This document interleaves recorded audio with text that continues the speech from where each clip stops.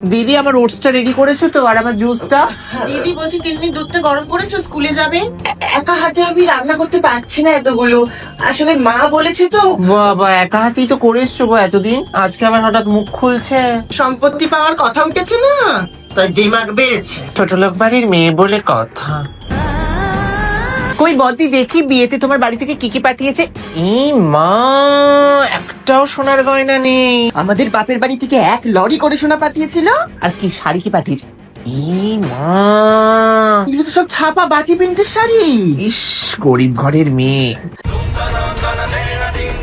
ও মেজদি, হ্যাঁ, ওই গ্রামের মেয়েটা আমাদের পরেই বাড়িতে বিয়ে করে এসে বড় বউ হয়েছে বলে সব সম্পত্তি পাবে।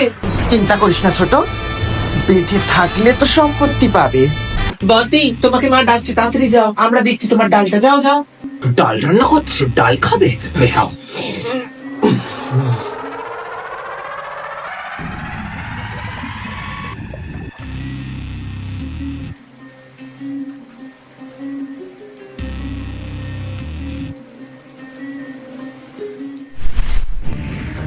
কি এটাই ভেবেছিলে না যে এটা আমি খেয়ে মরে যাব?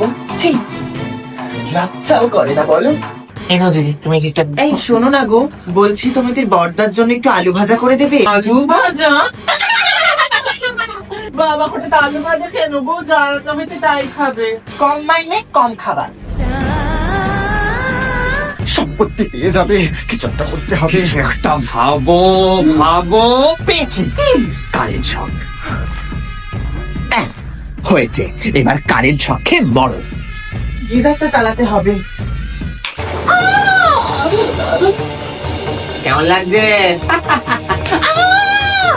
ছোট, তুই কি করে কারেন্ট খেলি? কিছু একটা করতে হবে। বড় বউ সম্পত্তি পেয়ে যাবে, বড় বউ খুব ভালো, বড় বউ, বড় বউ, বড় বউ।